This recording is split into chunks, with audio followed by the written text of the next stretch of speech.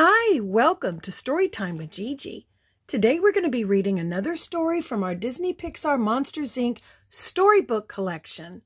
Our story today is entitled Dayscare.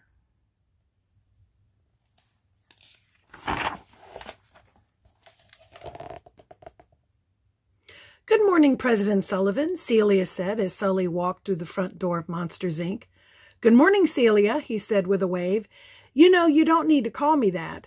Celia giggled. She was just teasing him. She knew he was the same old Sully, even though he was now head of Monsters, Inc. But it was a big change from his days as top scarer. Sully had just settled in behind his desk when his assistant buzzed him. Good morning, President Sullivan, he said. Your 10 o'clock Your 10 o'clock joke brainstorming meeting has been pushed back to 11. The Canister Safety Committee will now meet at 9:30 and your weekly laugh training seminar will be at 2 o'clock. Thank you, Sully said, sighing. He loved his new job, but sometimes there were just too many boring meetings.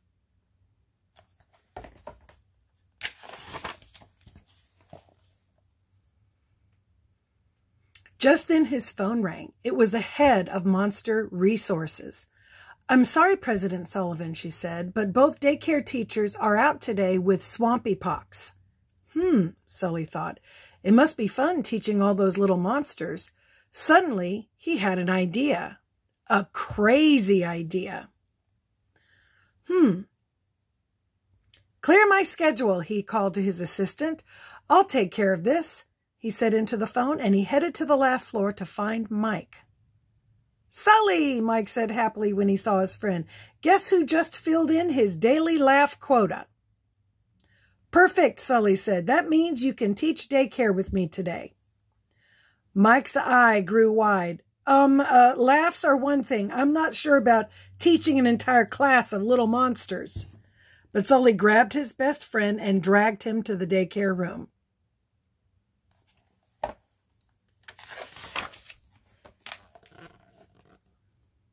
The head of Monster Resources looked very pleased to see them. Look, everyone, she cried. It's your substitute daycare teachers, Mr. James P. Sullivan and Mr. Mike Wazowski. Guys, meet Fungus Jr., Patrick, Martha, Pearl, Gretel, and Randall's nephew, Rex.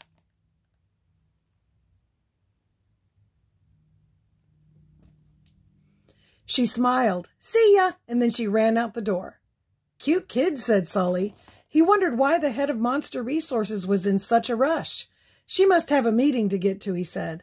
Well, no meetings for me. Today is all about fun. Hello, everyone, Sully said to the class. We're going to have such a good time today. In the middle of his speech, all the little monsters jumped up and started going wild. Ouch, said Mike as he got hit with a stuffed monster. He shook his head at Sully. Fun, huh? He said sarcastically. Well, what are we supposed to do now, Mr. President? That must be Rex, Randall's nephew. Fun.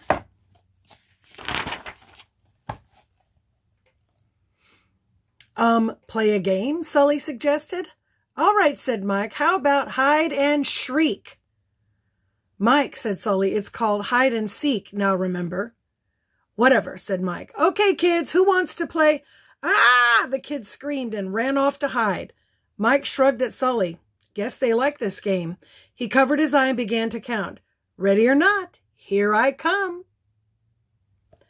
One by one, Mike and Sully found the kids. Then Sully quickly counted them.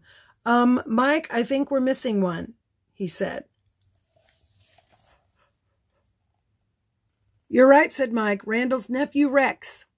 And you'll never find him, said Gretel. The rest of the little monsters started giggling. This is why our teachers never let us play hide and seek anymore, said Fungus Jr. Mike gulped. Sully, I don't like this one bit. Just then Sully had an idea. It's too bad we can't find Rex, he said loudly, because it's snack time. Here I am, said Rex, suddenly reappearing behind Mike.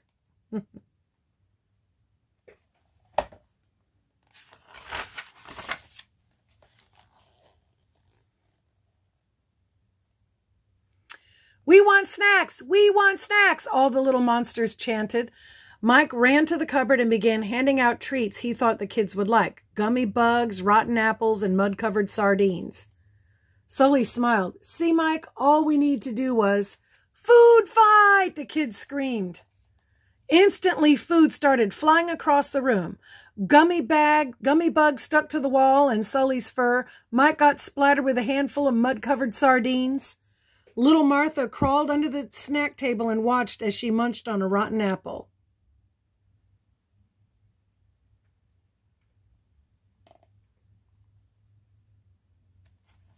Yikes, what a mess.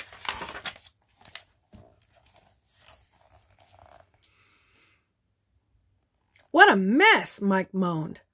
Once he and Sully had gotten the place cleaned up, they looked at each other. What should they do next? Maybe something quiet, Mike suggested. Let's try toy time, said Sully. Though it seemed like a good idea at first, it didn't last long. Mine, Martha screeched. No, mine, Pearl wailed. Mike and Sully tried everything to calm down the kids.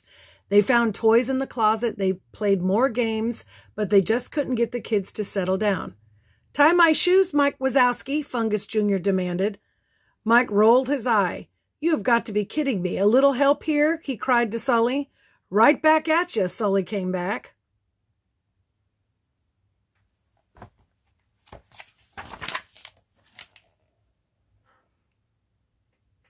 The day kept getting worse. Finger painting was a catastrophe. So was a game of jump rope.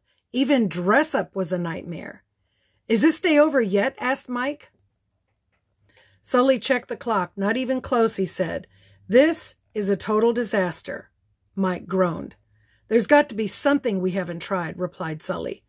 You know, I just don't think so, Mike said, frustrated. I think we've literally tried everything.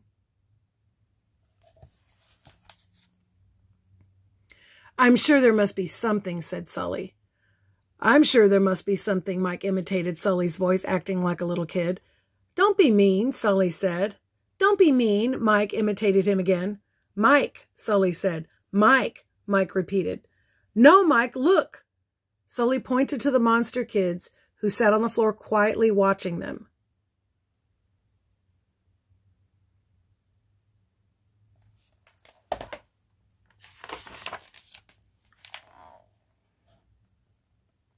The kids burst into applause. Again, again, Pearl cried. We like your play.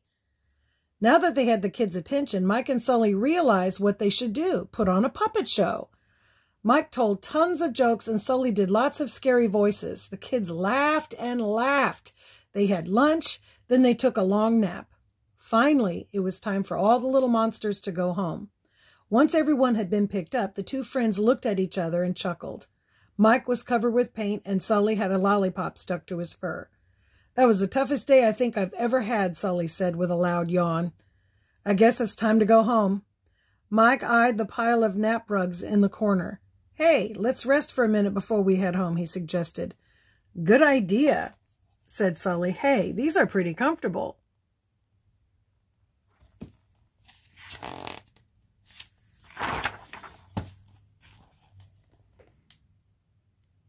The next morning, Patrick was the first student to arrive. Oh, look, Patrick's mom said to him, Mr. Sullivan and Mr. Wazowski are already here. They must have had such a great time yesterday that they didn't want to miss a minute of today. Mike and Sully sat up groggily. They had been so tired they'd slept all night. They looked at each other and then at Patrick, who was smiling. It was going to be a long day. And that's our story. I hope you liked it, my bumbles and all. Make sure that you like and subscribe and share with your friends. Bye until next time.